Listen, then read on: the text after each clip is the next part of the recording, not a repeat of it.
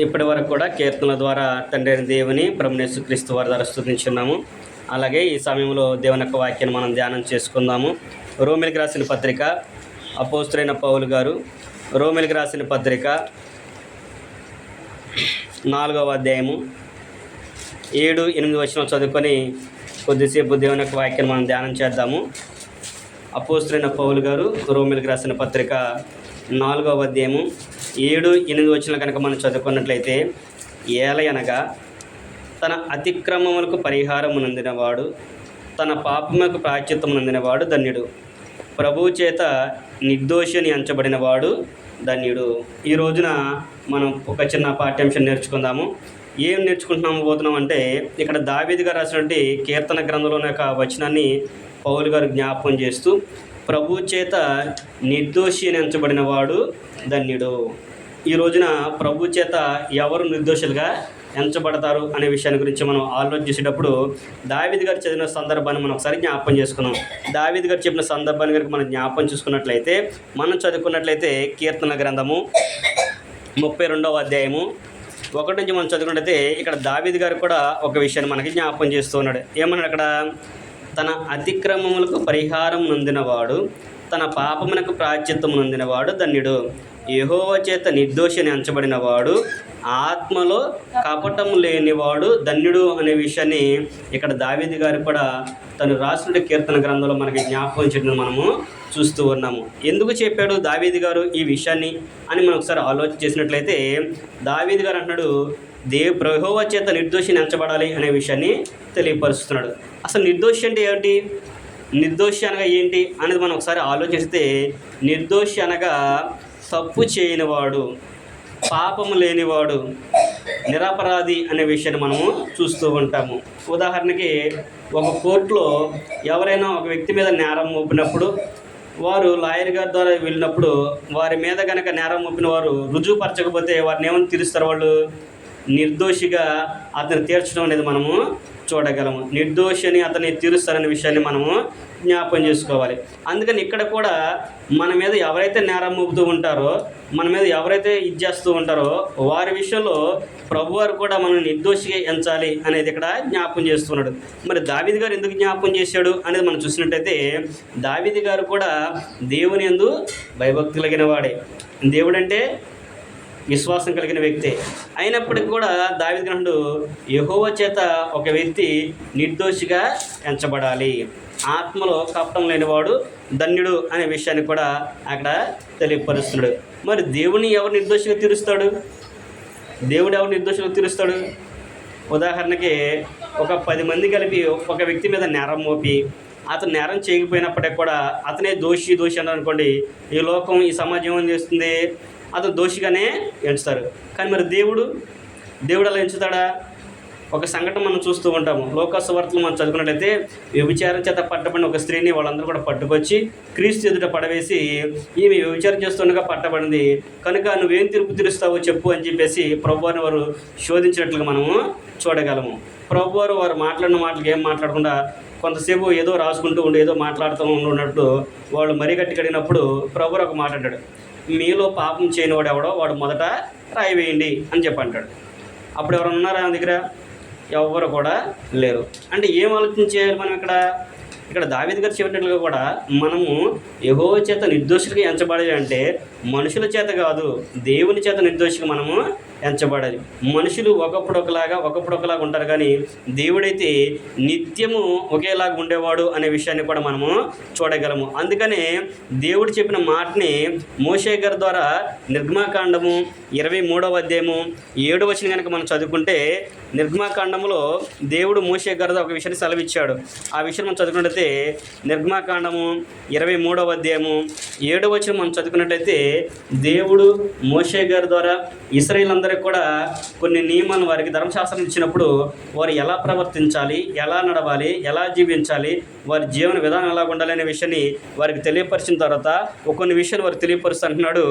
23వ అధ్యాయము 6-7 వచనం కలిసి మనం చదువుకున్నట్లయితే అక్కడ అంటాడు, దరిద్రుని వ్యాజ్యములో న్యాయం విడిచి తీర్పు తీర్చకూడదు, అబద్ధమునకు దూరంగా నుండము, నిరపరాధినైనను నీతిమంతునైనను చంపకూడదు, నేను దుష్టుని నిర్దోషిగా ఎంచను.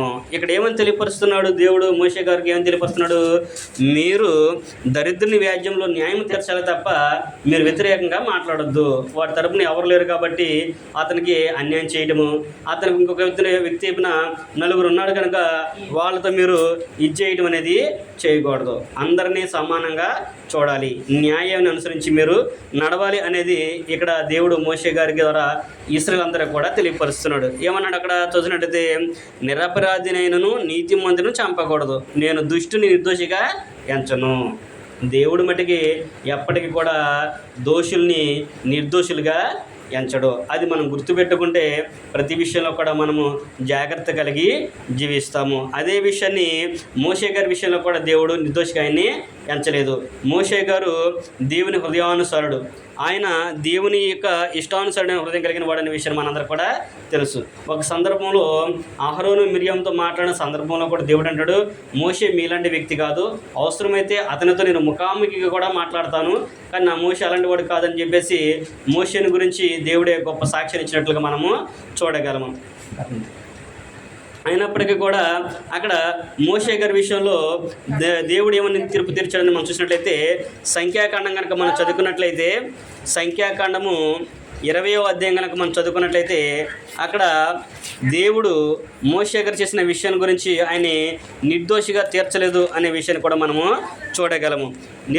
సంఖ్యాకాండము 20వ అధ్యాయం కనుక మనం చదువుకున్నట్లయితే అక్కడ ఆయన అంటాడు, మొదటి నెల యందు ఇశ్రాయేలు సర్వ సమాజమును సీనార్మికి రాగా ప్రజలు కాదేశులు దిగిరి, అక్కడ మిరియాము చనిపోయి పాత పెట్టబడను. తర్వాత వాళ్ళందరూ కూడా నీళ్లు లేక మోషే మీద అహరోను మీద సనిగినట్లుగా మనము చూడగలము. మోషే అహరోనుల మీద వారు సనిగినప్పుడు మోషే అహరోనులు దేవుని సన్నిధికి వెళ్ళి దేవునికి మొరపెట్టినట్లుగా మనము చూడగలము. మోషే గారు అహరోను కూడా వెళ్ళి దేవునికి మొరపెట్టినట్లుగా మనం చూసినప్పుడు దేవుడు వారితో అంటాడు, మీరెందుకు నా దగ్గరికి వచ్చి మొరపెడుతున్నారు? కాబట్టి మీరు వెళ్ళి నేను చెప్పినట్లు చేయండి. నువ్వు వెళ్ళి నేను కర్రను తీసుకుని వెళ్ళి నేను చూపించే బండతో నువ్వు మాట్లాడము, అది నీకు నీళ్ళు ఇచ్చును అనే విషయాన్ని చెప్తాడు. చెప్పినప్పుడు మోషే గారు కూడా అలాగే ఇశ్రాయేలు సమాజం అంతటిని, ఇశ్రాయేలు ప్రజలందరినీ, పెద్దలందరూ కూడా పోగు చేసి ఆ బండ దగ్గరికి వచ్చిన తర్వాత మోషే గారు కాని మాట ఒకటి మాట్లాడతాడు. కాని మాట మాట్లాడినట్లుగా అక్కడ మనము చూడగలము. మనం చదువుకున్నట్లయితే సంఖ్యాకాండము 20వ అధ్యాయము 8వ వచనం కాడి నుంచి మనం చదువుకున్నట్లయితే 8వ వచనం కాడి నుంచి, నీవు నీ కర్రను తీసుకొని నీవును నీ సహోదరుని అహరోనును ఈ సమాజమును పోగు చేసి వారి కనుల ఎదుట ఆ బండతో మాట్లాడము, అది నీళ్ళిచ్చును.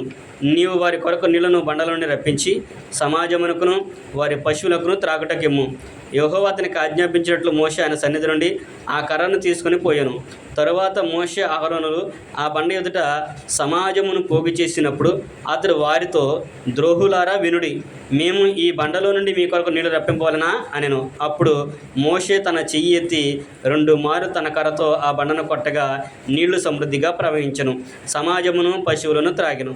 అప్పుడు యెహోవా మోషే అహరోనులతో, మీరు ఇశ్రాయేలు కనుల ఎదుట నా పరిశుద్ధతను సన్మానించినట్లు నన్ను నమ్మకపోతే గనక ఈ సమాజం నేను వారికి ఇచ్చిన దేశంలోకి మీరు తోడుకొని పోరని వారితో చెప్పాను. ఎందుకని వారిని కనాను దేశానికి ప్రవేశింపనివ్వలేదు? అహరోను గారు వెళ్ళలేదు, మోషే గారు కూడా వెళ్ళనివ్వన్నాడు, మోషే గారిని కూడా వెళ్ళనివ్వన్నాడు. చివరికి వచ్చింది, సేనాయి పర్వతం కాడికి వచ్చారు, అది దాటితే కనానుని, ఇక వాళ్ళ కణంలోనికి ప్రవేశించాలి.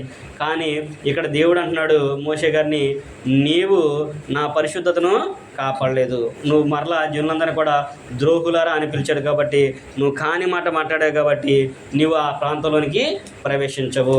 నువ్వు భౌతికంగా దాన్ని చూస్తావు, కనుల నుంచి చూస్తావు తప్ప దానిలో నువ్వు ప్రవేశించవు అనే విషయాన్ని మోషే గారికి చెప్పినప్పుడు మోషే గారు ఎంతో బాధపడతాడు. మరి వాస్తవానికి మోషే గారు దేవుని యొక్క హృదయానుసారుడు, ఆయన చెప్పినట్లుగా చేసిన వ్యక్తి, ఎంతో ప్రయాసపడిన వ్యక్తి. 6,90,000 మేగా కాల్బలాన్ని 40 సంవత్సరాల అరణ్యంలో వారందరినీ కూడా ఓర్చుకొని నడిపించినటువంటి వ్యక్తి. చిన్న మాట మాట్లాడితే తప్పే ఉంది, చిన్న తప్పేగా చేసింది, దానికి అంత శిక్ష ఇవ్వాలా అనే ఆలోచన ఎవరికైనా కలుగుతుందా? అందరూ అనుకుంటూ ఉంటారు. కానీ దేవుడు అలాగేమీ ఒప్పుకోడు.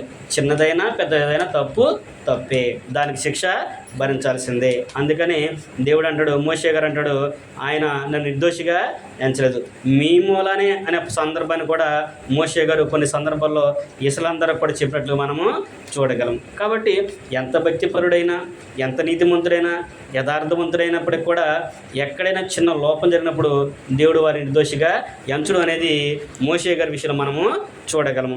రెండో వ్యక్తిని మనం చూసినట్టయితే దావీదు గారిని కూడా మనం చూస్తాము. దావీదు గారిని కూడా దేవుడు ప్రేమించి అతని గొర్రెల కాపరులు ఉన్న ఆయన తీసుకొచ్చి ఇశ్రాయేలుకు రాజుగా అతన్ని నియమించాడు. ఎంతో గొప్పగా ఆయన్ని చేశాడు. ఆయన కూడా దావీదు గారికి కూడా ఎల్లప్పుడూ కూడా దేవుణ్ణి కీర్తించేవాడు, స్తుతించేవాడు. ప్రతి సందర్భంలో కూడా ఆయనకే ఆయన మొరపెట్టుతూ ఉండే విషయాన్ని మనము చూడగలము. అంత భక్తిపరుడుగా దావీదు గారు ఉన్నాడు. మరలా దావీదు గారిని కూడా దేవుడు నిర్దోషిగా ఎంచలేదు. ఎందుకని మనం చదువుకున్నట్లయితే సమూయేలు 2వ గ్రంథంలో 11వ అధ్యాయం మనం చూసినట్లయితే ఆయన చేసిన ఒక తప్పుని దేవుడికి జ్ఞాపకం చేసుకొని అతన్ని చేసినట్లుగా, అతన్ని బాధ పెట్టినట్లుగా మనము, అతని శిక్ష విధించినట్లుగా మనము చూడగలము. సమూయేలు 2వ గ్రంథంలో 11వ అధ్యాయం మనం చదువుకుంటే అక్కడ పొద్దున దావీదు గారు రాజ్యంలో కూర్చొని ఆయన ఒక మేడ మీద నుంచి అటు ఇటు తిరుగుతున్నప్పుడు ఒక స్త్రీ ఆయనకి కనిపించినప్పుడు ఆమెను పిలిపించి ఆమెతో కూడి ఆయన తప్పు చేసినట్లుగా మనము చూడగలము. ఆమె ఎవరు అంటే బత్షెబ. ఆమె ఎవరు అంటే తన సేవకుడి యొక్క ఉరియా యొక్క భార్య. అతన్ని ఉరియా పిలిపిస్తాడు, కానీ ఉరియా ఆమె దగ్గరికి వెళ్ళడు. అయినప్పటికీ కూడా ఏం చేయాలో తెలియక దావీదు గారు ఏం చేస్తాడంటే యుద్ధం మోపుగా జరుగుతున్న సమస్య తెలుసుకొని అక్కడ అతన్ని పెట్టమని, అతను చంపించమని చెప్పేసి సైన్యాధిపతికి రాస్తాడు. చెప్పినప్పుడు అలాగే జరుగుతుంది. జరిగిన తర్వాత ఆ ఉరియా చనిపోతాడు. అతని భార్యను మరలా దావీదు గారు తీసుకొచ్చుకుంటాడు. వాస్తవానికి అది న్యాయమే కదా అని అనుకుంటారు, కానీ అక్కడున్న ఇశ్రాయేలు ఎవరు కూడా ఆ విషయము తెలియదు. కానీ దేవుడు ఏమంటున్నాడంటే మనం చదువుకున్నట్లయితే 27వ వచనంలో 11వ అధ్యాయము చివరి భాగం, అంటే ఈ విషయం అంతా కూడా 11వ అధ్యాయం మొత్తం ఉంటుంది.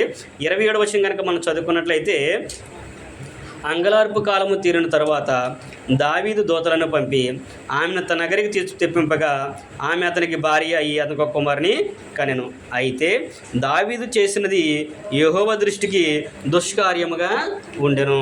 దావీదు గారు అంత భక్తిపరుడైనప్పటికి కూడా, అంత యథార్థవంతుడైనప్పటికి కూడా, అంత న్యాయం జరిగించినప్పటికి కూడా ఆయన చేసినది దేవుని దృష్టికి న్యాయమైనదిగా కనబడలేదు. కనుక మరి అంత భక్తిపరులే ఆ విషయాల్లో అంత ఇదిగా ఉన్నప్పుడు మరి ఈ రోజున మరి వారు వాస్తవానికి మనం మాట్లాడుకున్నదే నిమిత్త మాత్రమైన మానవైన మనము మరి మనం చేసే విషయాల్లో మనం నిర్దోషిగా తీర్చబడతామా?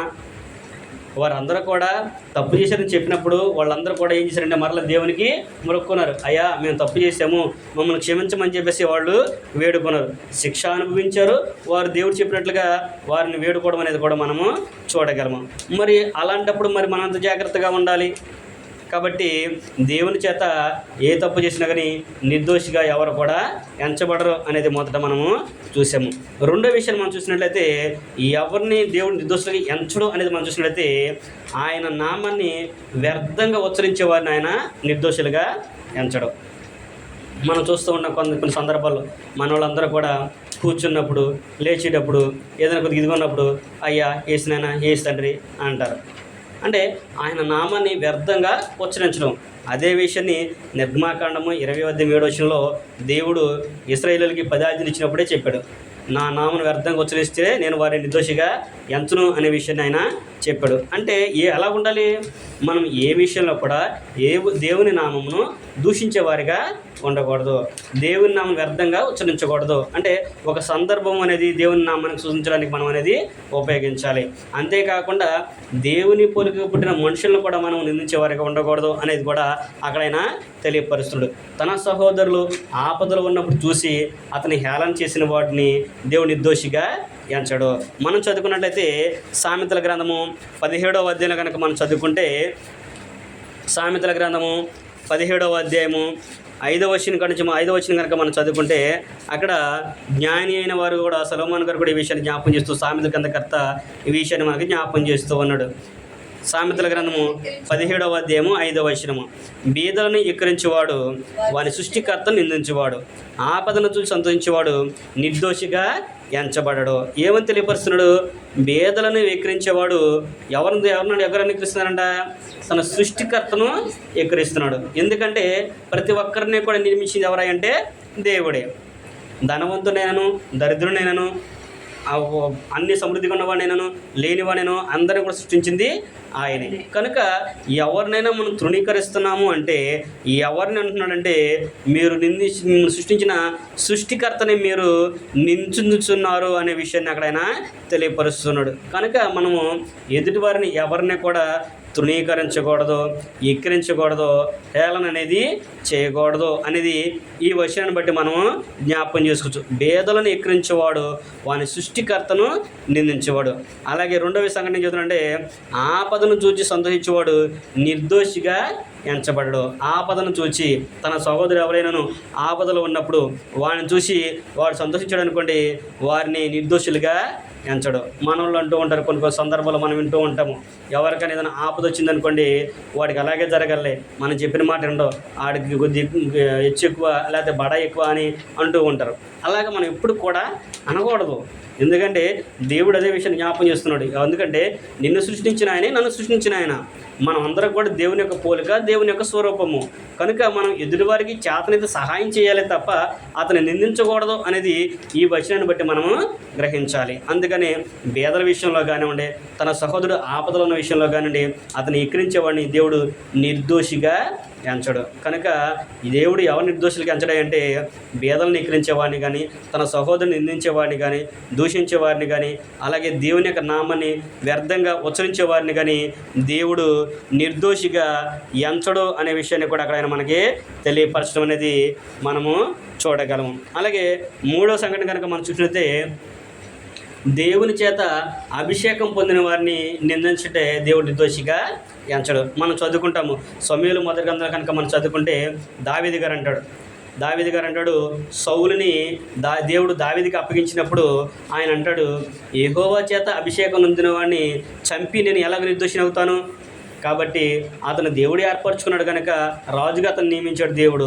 అతను దేవుని చేత అభిషేకం పొందినవాడు కాబట్టి నేను అతన్ని చంపను అనే విషయాన్ని అక్కడ ఆయన తెలియపరుస్తున్నాడు. అంటే తృణీకరించను అనే విషయాన్ని కూడా జ్ఞాపకం చేస్తూ ఉంటాడు. కనుక మనం ఎవరిని కూడా తృణీకరించకూడదు, నిందించకూడదు, ఎక్కిరించకూడదు, అలాగే హింసించకూడదు, బాధ పెట్టకూడదు అనే విషయాన్ని ఈ వచనాలను బట్టి మనము తెలుసుకోవచ్చు. అలాంటి వారిని దేవుడు నిర్దోషులుగా ఎంచడు. ఆయన నామాన్ని వ్యర్థంగా ఉచ్చరించేవారిని నిర్దోషిగా ఎంచడు.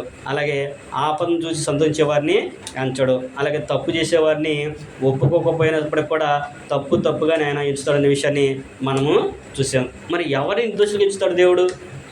మరి దావీదు గారు మొదలుకొని మోషే గారిని కానివ్వండి, ఇశ్రాయేలు ప్రజలను కానివ్వండి, అలాగే ఇక్కడ చూసినట్లయితే యెహోవా చేత అభిషేకం పొందిన వారిని కానివ్వండి, మరి వీళ్ళందరినీ కూడా ఎవరిని కూడా నేను నిర్దోషులుగా అంటున్నాడు కదా. మరి తప్పు చేయని వాడు ఎవరున్నారు? పాపం చేయని వాడు ఎవరున్నాడు? అందరూ పాపం చేసేవాళ్ళే కదా. రోమపత్రికలు మనం చదువుకుంటాం కదా, ఏ భేదమును లేదు, అందరూ పాపం చేసి దేవుడు అనుగ్రహించి మహిమను పొందలేకపోతున్నారు. మరి అలాంటప్పుడు మన నిర్దోషికి ఎలాగ ఎంచబడతాము? మరి ప్రభు ఎలా నిర్దోషిగా మనం ఎంచుతాడు అనే విషయాన్ని మనం చదువుకున్నట్లయితే దేవుడు నిర్దోషిగా ఎంచుతాడు. ఆనాడే చాలామంది నిర్దోషులుగా ఎంచాడు. మనం చదువుకున్నట్లయితే దానియేలు గ్రంథము 6వ అధ్యాయం కనుక మనం చదువుకుంటే దేవుడు నిర్దోషిగా అతన్ని ఎంచాడంట. దేవుడే నిర్దోషిగా ఎంచాడనే విషయాన్ని అక్కడ జ్ఞాపకం చేస్తూ ఉంటాడు. మనందరికీ కూడా సంఘటన అంతా కూడా తెలుసు. మాదీయ పార్శికులు సమస్య యొక్క ప్రాంతంలో ఉన్నప్పుడు మాదీయ పార్శిక దేశంలో దానియేలు గారు అక్కడ మనం చూసినప్పుడు ఎవరి దగ్గర ఉన్నాడు? ఆయన రాజు అయినటువంటి ఎవరి దగ్గర ఉన్నాడు? దర్యావేషు దగ్గర ఆయన ఉన్నట్లుగా మనం చూడగలం. దర్యావేషు కాలంలో ఆయన జీవించినట్లుగా మనము చూడగలము. అక్కడ ఆ రాజ్యములో అక్కడ ఆయన ఏంటంటే దర్యావేషు ఏంటంటే 100 మంది అధిపతుల్ని ఆయన అధికారులుగా నియమించాడు. ఆ 100 మందిలో 100 మంది పైన ఒక ముగ్గురిని వారికి పైగా అధిపతులుగా నియమించారు. ఆ ముగ్గురిలో అందరికీ పైగా ఒక ప్రముఖ వ్యక్తిని ఏర్పడేశాడు. ఎవరయ్యా అంటే ఆయన దానియేలు. ఇది 6వ అధ్యాయం మొదటి వచనం నుంచి మనం చదువుకుంటే అక్కడ సంఘటనలన్నీ కూడా ఉంటాయి. అయితే దానియేలు గారిని వాళ్ళందరూ కూడా ఏమని ఆలోచించారంటే ఇతన్ని దీంట్లో నుంచి తప్పించాలి, ఎక్కడో పొరుగు దేశం నుంచి వచ్చిన ఆయన మన మీద ఇంత అధికారం చేయడం ఏంటి అనేది మాదీయ పార్శికులందరూ కూడా కలిసి దానియేలు గారి మీద నేరం మోపాలని చూస్తూ ఉన్నారు. కానీ ఆయన ఎక్కడ కూడా తప్పు చేయని వాడిగా ఉన్నాడు, ఎక్కడ కూడా నేరం చేయని వాడిగా ఉన్నాడు, ఎక్కడ కూడా దోషం చేయని వాడిగా ఆయన ఉన్నాడు. మరి ఎలాగ ఆయన్ని మనం పట్టుకోగలము అని చెప్పి అనుకున్నప్పుడు 5వ వచనంలో వాళ్ళు అనుకున్న సందర్భాన్ని ఒకసారి మనం చూద్దాము. 6వ అధ్యాయము 5వ వచనము. అందుకు ఆ మనుషులు అతని దేవుని పద్ధతి విషయమందే కానీ మరి ఏ విషయమందును అతనిలో లోపము కనుగొనలేమనుకునేది. ఏ విషయంలో అంట? దేవుని యొక్క పద్ధతి విషయంలోనే తప్ప ఏ విషయంలో కూడా అతను మనం లోపము కనుగొనలేము. కాబట్టి మనం ఒక శాసనం నియమిద్దాము. మనమందరం కూడా కలిసి వెళ్ళి రాజు దగ్గర ఒక మనవి చేద్దాము. ఏం చేయాలంటే రాజుకు తప్ప ఎవరికి కూడా వాళ్ళు మొరకటానికి వీలు లేదు, ప్రార్థించడానికి వీలు లేదు, దేవుని యొద్ద ఎవరు కూడా విచారణ చేయడానికి వీలు లేదు అనే సంగతిని ఒక 30 దినాల వరకు ఎవరు కూడా మొక్కకూడదు అనే విషయాన్ని వాళ్ళు తీసుకొస్తారు. అప్పుడు రాజుకు దర్యావేషి కూడా సరే అనే విషయాన్ని కలిగించి శాసనాన్ని నియమిస్తాడు. అయితే దావీదు గారు ఈ దానియేలు గారు ఏం చేసేవాడంట? ఇట్టి శాసనం సంతకం చేయబడి తెలిసినప్పటికీ కూడా యథాప్రకారంగా తను ఏం చేయండి, తన మిద్ది మీదకి వెళ్ళి కిటికీ తలుపులు యెరూషలేము తట్టు తీసి దేవునికి ప్రార్థించినట్లుగా మనము చూడగలము. అప్పుడు ఇక వాళ్ళందరూ కూడా ఏమనిపించింది, దొరికాడే అని చెప్పేసి రాజు దగ్గర తీసుకొచ్చి రాజుకు చెప్పినప్పుడు రాజుగారు దానియేలు గురించి తెలుసు కనుకనే ఆయన చాలా బాధపడ్డాడు, చింతించాడు. ఉదయం మొదలుకొని సాయంకాలం వరకు కూడా ఆయన తప్పించడానికి చాలా ప్రయత్నాలు చేశాడు. కానీ ఆ రాజుగారి వల్ల కాలేదు. ఎందుకంటే రాజు సంతకం చేసినప్పుడు ఆయన మాట తప్పకూడదు కదా, మరి ఆయనే కదా శాసనం నియమించింది, తప్పకూడదు. కాబట్టి ఆయన ఏమి చేయలేక ఏంటంటే సర్లే అని చెప్పేసి దానియేలు గారిని సింహాల భూమిలో వేయించిన తర్వాత ఆ రాజుగారు ఆ రాత్రి అంతా కూడా ఉపవాసం ఉండి ప్రార్థన చేసి నాట్యం కూడా ఆడనివ్వకోకుండా ఆయన దిగ్భ్రాంతిలో ఉన్నట్లుగా మనము దానియేలు గ్రంథము 6వ అధ్యాయంలో మనం చదువుకుంటాము. అయితే ఆ రాజు దానియేలు గారితో అన్న సందర్భాన్ని మనం ఒకసారి జ్ఞాపకం చేసుకుందాము. 19వ వచనం నుంచి కనుక మనం చదువుకున్నట్లయితే 19వ వచనం. తెల్లవారుజామున రాజు వేగరమే లేచి సింహముల గుహ దగ్గరకు త్వరపడిపోయాను. అతడు గృహ దగ్గరకు రాగానే దుఃఖ స్వరముతో దానియేలును పిలిచి, జీవము గల దేవుని సేవకుడైన దానియేలు, నిత్యము నీవు సేవించిన నీ దేవుడు నిన్ను రక్షింపగలిగానా అని అతను అడిగాను. అందుకు దానియేలు, రాజు చిరకాలము జీవించును గాక, నేను నా దేవుని దృష్టికి నిర్దోషినిగా కనబడితిని గనుక ఆయన తన దూతను పంపించి సింహములకు ఏ హాని చేయకుండా వాటి నోళ్ళు మూయించెను. రాజా, నీ దృష్టికి నేను నేరం చేసిన వాడిని కాదు కదా అనేను. చూసారా, దేవుడు ఎవరు నిర్దోషులుగా ఎంచుతాడంటే నిత్యము ఆయనకు ప్రార్థించేవారు నిర్దోషులుగా ఎంచుతాడు. ఎవరికి భయపడకుండా, ఎవరికి ఇది చేయకోకుండా దేవునికి నిత్యము ప్రార్థించే వాళ్ళు ఎవరైతే ఉంటారో వారిని దేవుడు నిర్దోషులుగా ఎంచుతాడు. అందుకని తనడు రాజా, నా దేవుని దృష్టికి నేను నిర్దోషిగా కనబడ్డాను, నీ దృష్టికి నేను అన్యాయం చేసిన వాడిని కాదు కదా అని చెప్పేసి ఆయన అడిగినట్లుగా మనము చూడగలము. ఆయన ఎంత నిర్దోషి కాకపోతే దేవుడు సింహాల బోల నుంచి ఆయన కాపాడాడు. మరి ఈ రోజున నీవైనను నేనైనను ఏ పరిస్థితుల్లో ఉన్నప్పటికీ, ఏ సందర్భంలో ఉన్నప్పటికీ, ఎట్టి పరిస్థితుల్లో ఉన్నప్పుడు కూడా మనం చేయకూడదంటే ప్రార్థన చేయటము మానకూడదు. నిత్యము ఆయన సన్నిధిని మోకరించే వారికి మనము ఉండాలి. మనం ఎల్లప్పుడూ కూడా మోకరించి, సమయం ముందు అసమయం ముందు కూడా మోకరించి ఆయనకు ప్రార్థన చేసినప్పుడు ఆయన మనవి ఆలకిస్తాడు, మన నిర్దోషులుగా ఎంచుతాడు అనే విషయాన్ని ఇక్కడ దానియేలు గారిని బట్టి ఒక సందర్భం మనము చూసాము. అలాగే రెండో విషయాన్ని కనుక మనం చూసినట్టయితే దేవుని యొక్క వాక్యము చెప్పబడినప్పుడు దాన్ని గనక ఆలోచన చేయకపోతే వారిని కూడా దేవుడు నిర్దోషులుగా ఎంచడు, వారిని నిర్దోషులుగా ఎంచుతాడు అనే విషయాన్ని తెలియదు. దేవుని యొక్క వాక్యాన్ని అంగీకరించినప్పుడు మనం చదువుకున్నట్లయితే అపోస్తుల కార్యములు 18వ అధ్యాయము అపోస్తుల కార్యంలో 18 అధ్యాయాలు కనుక మనం చదువుకున్నట్లయితే 18వ అధ్యాయము 5-6 వచ్చి కలిసి ఉంటాయి. అక్కడ వారు ఎఫెసు పట్టణం నుంచి వచ్చిన తర్వాత వారు సేలయు తిమోతి కలిసి మాసిదోనియాకు వచ్చినప్పుడు పౌలు అక్కడ వాక్యాన్ని ప్రకటిస్తూ ఉంటారు. అక్కడ కొంతమంది దేవుని యొక్క వాక్యాన్ని తృణీకరించి ఈ వదరబోతు చెప్పినది ఏంటని చెప్పేసి ఆయన్ని నిందించినట్లుగా మనం చూస్తాము. అప్పుడు పౌలు గారు ఒక విషయాన్ని అక్కడ జ్ఞాపకం చేస్తూ ఉన్నాడు. ఒకసారి మనం చదువుకుందాం 5వ వచనం నుంచి. సేలయు తిమోతియు మాసిదోనియా నుండి వచ్చినప్పుడు పౌలు వాక్యం బోధించడందు ఆతృత గలవాడై యేసే క్రీస్తుని యూదులకు దృఢముగా సాక్ష్యం ఇచ్చుండెను. వారు ఎదురాడి దూషించినప్పుడు అతడు తమ వస్త్రము దులుపుకొని మీ నాశనకు మీరే ఉత్తరవాదులు, నేను నిర్దోషిని, ఇక మీదట అనుజతకు పోయిన వారితో చెప్పాను. ఇక్కడ పౌలు గారు ఇశ్రాయేల్ అందరికీ కూడా అంటే యూదులందరికీ కూడా ఏమని తెలియపరిచాడంట? యేసే క్రీస్తుని దృఢముగా సాక్ష్యం ఇచ్చుచున్నాడు. ఎందుకు వాళ్ళకి యేసే క్రీస్తు అని చెప్పాడు అంటే అప్పటి వరకు కూడా మెస్సయ్య వస్త్రం అనే ఆలోచన వాళ్ళు ఉన్నారు. ప్రత్యేక వస్త్రైన ఆయన రాజుగా వస్తాడు కాబట్టి రాజు కుటుంబంలో జన్మిస్తారనే ఆలోచన ఉన్నారు తప్ప ఈ పుట్టిన ఆయన అని చెప్పేసి చాలామంది గ్రహించలేకపోయారు. ఆ యేసుక్రీస్తు ప్రభువారే ఈ మెస్సయ్య అని వాళ్ళు గ్రహించలేదు. అయ్యా మీరు ఎవరినైతే ఇంకా రావాలనుకున్నారో ఆ యేసుని ఈ దేవుడు క్రీస్తుగా నియమించాడని చెప్పేసి పౌలు గారు దృఢంగా సాక్ష్యం చెబుతూ ఉన్నాడు. అపోస్తలుల గారు 2వ అధ్యాయం చదువుకుంటే పేతురు అదే విషయాన్ని జ్ఞాపకం చేశాడు. మీరు సిలువ వేసిన ఈ యేసుని దేవుడు క్రీస్తుగాను ప్రభువుగాను నియమించను. ఇశ్రాయేలు వంశం అంతా కూడా రూఢిగా తెలుసుకోవాలి. ఎవరైతే మీరు రాజుగా వస్త్రం చూశారో ఆయన్ని దేవుడు రప్పించాడు, ఆయన రాజుగా అభిషేకం చేశాడు. అందుకని క్రీస్తు అని ఆయనకి పేరుని పెట్టాడు. యేసుక్రీస్తు ప్రభువుని సిలువేయక ముందు వరకు కూడా ఆయన యేసు యేసు అని పిలిచారు. సిలువ వేయబడిన తర్వాత ఎప్పుడైతే తిరిగి పునరుద్ధరణుడయ్యాడో అప్పటి నుంచి ఆయన ఏమని పిలిచారు? క్రీస్తుగా ఆయన్ని పిలిచారు. క్రీస్తు అంటే అభిషేక్తుడు, రాజు. అంటే ఎప్పుడైతే ఆయన చనిపోయాడో దేవుడు తండ్రి అయిన దేవుడు క్రీస్తు ప్రభువుని అభిషేకం చేసి ఆయన పునరుద్ధరణుడిగా లేపాడు, రాజుగా ఆయన్ని అభిషేకించాడు. ఆయన ఎప్పుడైతే పునరుద్ధరణుడు లేచాడో రాజుగా అభిషేకం పడ్డాడు, ఆయనకు రాజ్యాన్ని దేవుడు ఇచ్చాడు. ఆ రాజ్యంలోని వీళ్ళందరూ కూడా చేరనే విషయాన్ని పౌలు గారు జ్ఞాపకం చేస్తూ ఆ యేసు క్రీస్తుగా ఇచ్చాడయ్యా అని చెప్పే విషయాన్ని పౌలు గారు వాళ్ళందరూ కూడా చెప్పినప్పుడు వాళ్ళందరూ కూడా ఏంటంటే ఎదురాడి దూషించారంట.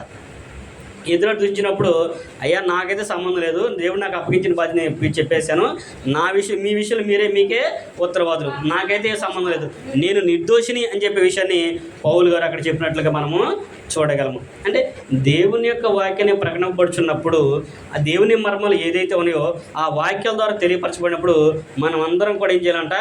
అంగీకరించాలి, ఎదురాడకూడదు అనే విషయాన్ని ఇక్కడ ఈ వాక్యాన్ని బట్టి మనము గ్రహించాలి. వాళ్ళందరూ కూడా ఏంటంటే ఎదురాడారంట. ఎదురాడినప్పుడు ఎదురాడి ఆయన ఏంటంటే పౌలు గారిని దూషించారు. పౌలు తమ వస్త్రాలను చింపి వేసుకుని మీ నాశనానికి మీరే ఉత్తరవాదులు, నాకేం సంబంధం లేదని చెప్పేసి, నేను నిర్దోషిని అని చెప్పేసి అక్కడ పౌలు గారు వెళ్ళిపోయినట్లుగా మనము చూడగలము. ఈరోజు కూడా దేవుని యొక్క వాక్యం ప్రకటనపడుచున్నప్పుడు చాలామంది హేళన చేసేవాళ్ళు ఉన్నారు, చాలామంది ఎక్కిరించే వాళ్ళు ఉన్నారు. వీళ్ళు అలాగే చెబుతారులే, వీళ్ళు అలాగే అంటారులే అనే ఆలోచన కలిగి ఉన్నారు తప్ప ఇది వాస్తవమా కాదని పరిశీలన చేసేవాళ్ళు చాలా తక్కువ మంది. చాలామంది కూడా అంటారు 3 మేకులు పిక్కులైన వాడు ఆయనేం దేవుడయ్యా అని చాలామంది అంటూ ఉంటారు. 3 మేకులు పిక్కులైన వాడు దేవుడా అనే ఆ విషయాన్ని చాలామంది అంటున్నప్పుడు ఎంత బాధగా ఉంటుంది. మరి దాన్ని మనం అంగీకరిస్తున్నామా? ఆయన ఆ 3 మేకులు పీకొకపోవడం వల్లనే ఈ రోజున మనం ఇలాగ బైబిల్ పట్టుకొని అందరం కూడా మనం చదువుకోవడానికి అవకాశం అనేది ఉంది. ఈ రోజున క్రైస్తవంగా మనము పిలువబడుతున్నాం. అదే ఆయన కనుక శిలువ మరణం పొందకపోతే ఈ రోజున మనం కూడా ఎలా ఉండేవాళ్ళం తెలుసా? ఇశ్రాయేలులే దేవుని ప్రజలైనప్పుడు మిగతా వాళ్ళందరూ అన్నిలందరూ ఎలా ఉన్నారు? గొర్రెలను కాల్చుకుంటూ, మేకలను కాల్చుకుంటూ, అడవుల్లో తిరుగుతూ ఆ దేశానికి దూరంగా వాళ్ళు అడవుల్లో బ్రతకాల్సింది తప్ప లోకంలోకి వచ్చే అవకాశము లేదు. కానీ దేవుడు మనందరూ కూడా ప్రేమించి క్రీస్తు ప్రభువారి ద్వారా ఈ ఎట్లాంటి గొప్ప విషయాన్ని మనకి కలిగించాడు. ఇలా మనం నిర్దోషులకు ఎంచబడాలి అంటే ఆయన ఏం చేయాలంటే దేవుని యొక్క వాక్యం ప్రకటనపడినప్పుడు యేసుని క్రీస్తుగా దేవుడు అభిషేకించడానికి గ్రహించి క్రీస్తుని రాజుగా అంగీకరించి ఆయన సువార్తకు లోబడిన వాడిని దేవుడు నిర్దోషిగా ఎంచుతాడు అనే విషయాన్ని కూడా జ్ఞాపకం చేస్తూ ఉన్నాడు. అంతేకాకుండా ఇంకేమన్నా చూసినట్లయితే దేవుని యొక్క వాక్యాన్ని గైకొనే వారిని ఆయన నిర్దోషులుగా ఎంచుతాడంట.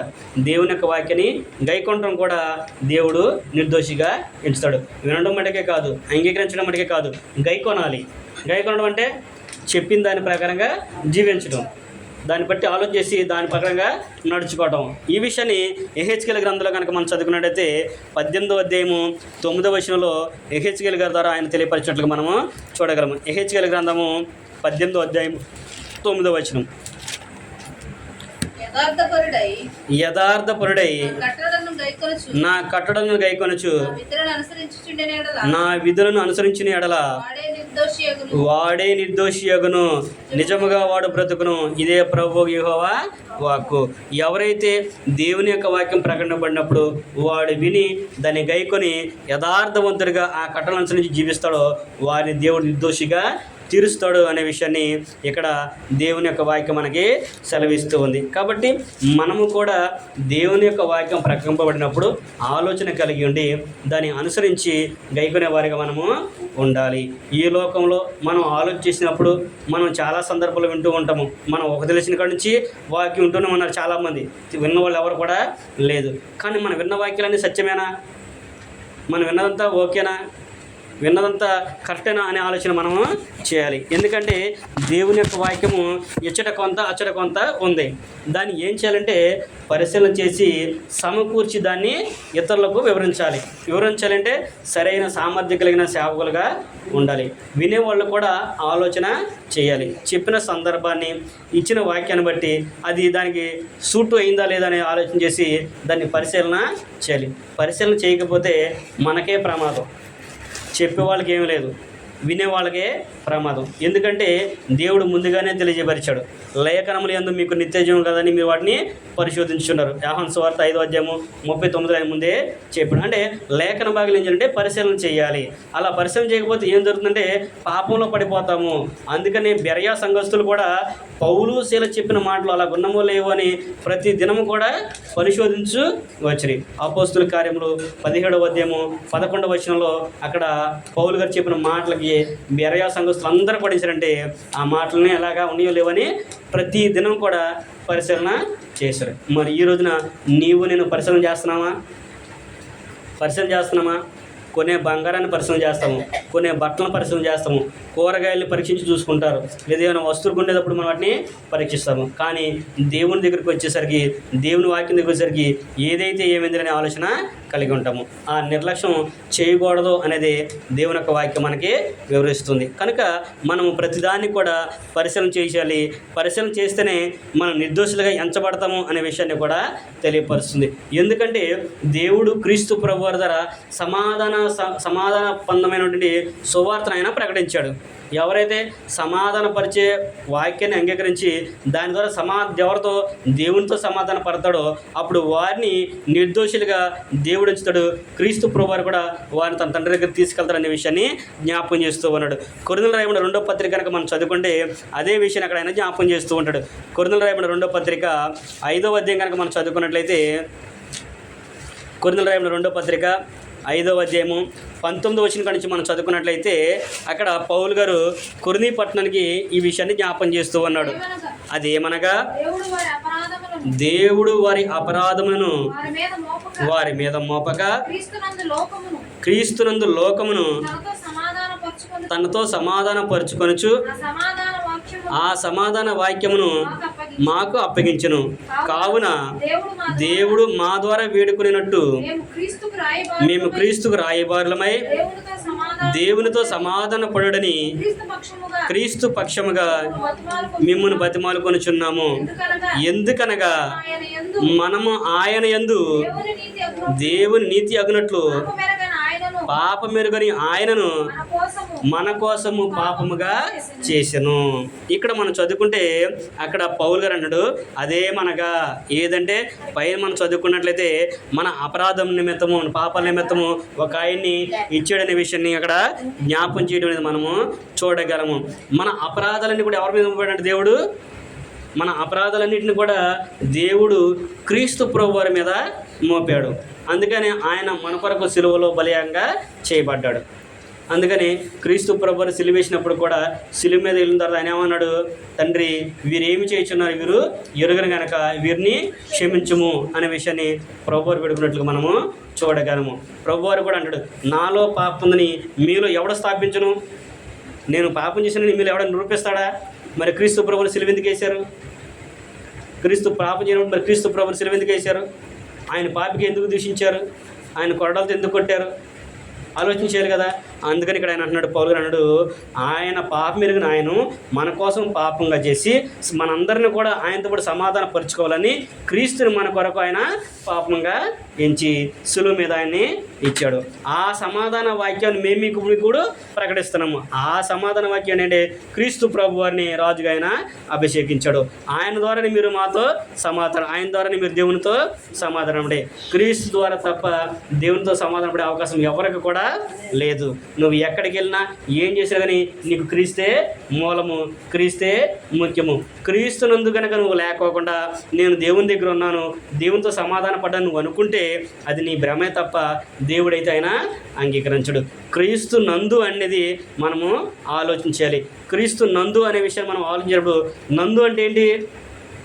క్రీస్తు నందు అంటే క్రీస్తు యొక్క శరీరంలో క్రీస్తుని ఆనుకొని ఉండడం, క్రీస్తుని అంటి పెట్టుకుని ఉండడం అనేది ఇక్కడ ఆయన మనకి తెలియపరుస్తున్నాడు. దేవునితో సమాధానపడని క్రీస్తు పక్షంగా మేము మిమ్మల్ని బతిమాలుకొనుచున్నాము. ఎందుకనగా దేవుడు పాపం మెరుగని ఆయన్ను పాపంగా చేశాడు. కాబట్టి మీరు ఏం చేయాలంటే ఆ సమాధాన వాక్యాన్ని అంగీకరించి దేవునితో మీరు సమాధాన పడండి. మీకు ప్రతిదానికి కూడా ఆధారము, మూలము ఏంటంటే వాక్యమే.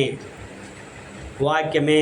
నువ్వు వాక్యానికి వేరుగా ఏది చేసినప్పుడు కూడా, నువ్వు వాక్యానికి వేరుగా నువ్వు ప్రయాసపడినప్పుడు కూడా అదేమాత్రం కూడా నీకు ప్రయోజనకరం కాదు అనే విషయాన్ని చెబుతూ ఉన్నాడు. కొరింథీ పత్రికలో పౌలు గారు, ఇదే పత్రిక పౌలు గారు అంటాడు, 13వ అధ్యాయం మొత్తం మనం చదువుకుంటే అక్కడ ప్రేమాధ్యాయంగా దాన్ని పిలువబడింది. నీవు ప్రేమ లేకుండా ఏది చేసినా కానీ వ్యర్థమే అంటాడు. ప్రేమ లేకుండా నీ ఆస్తి అంత ఇచ్చినా కానీ వ్యర్థమే. ప్రేమ లేకుండా కాల్చడానికి నీ శరీరం అర్పించినా కానీ వ్యర్థమే.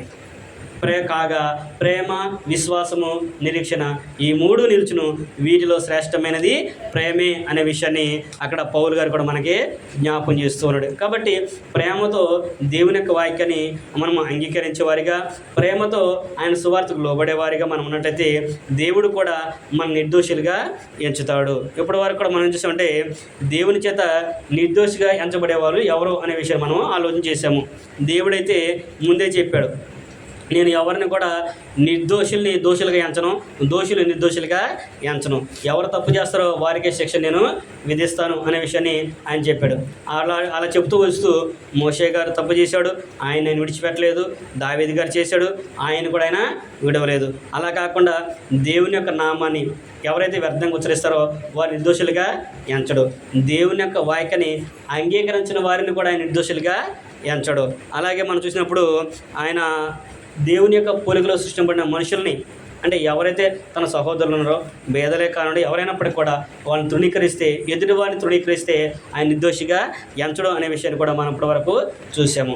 మరి దేవుడు రెండోదిగా ఎవరిని నిర్దోషులుగా ఎంచుతాడు? ఎవరిని నిర్దోషులుగా ఎంచుతాడు అంటే నిత్యము మానక ప్రార్థించే వారిని ఆయన నిర్దోషిగా ఎంచుతాడు. దేవుని యొక్క వాక్యం వినబడినప్పుడు, ఆ వాక్యంతో వారు సమాధాన పడినప్పుడు ఆ వాక్యాన్ని అంగీకరించే వారిని ఆయన నిర్దోషులుగా ఎంచుతాడు. వాక్యాన్ని విని గైకొనే వారిని నిర్దోషులుగా ఆయన ఎంచుతాడు. అంతేకాకుండా క్రీస్తు ప్రభు వారితో పాటు ఆయన పంపించిన సువార్త ఏదైతే ఉందో, క్రీస్తు ద్వారా అప్పగింపబడిన సువార్త ఏదైతే ఉందో ఆ సువార్తతో పాటు దేవునితో సమాధాన పడేవారిని నిర్దోషిగా ఆయన ఎంచుతాడు. క్రీస్తు సువార్తతో దేవునితో మనము సమాధాన పడాలి. క్రీస్తు సువార్త అంటే సువార్త అనగా మంచి వార్త. మంచి వార్త అనగేంటి?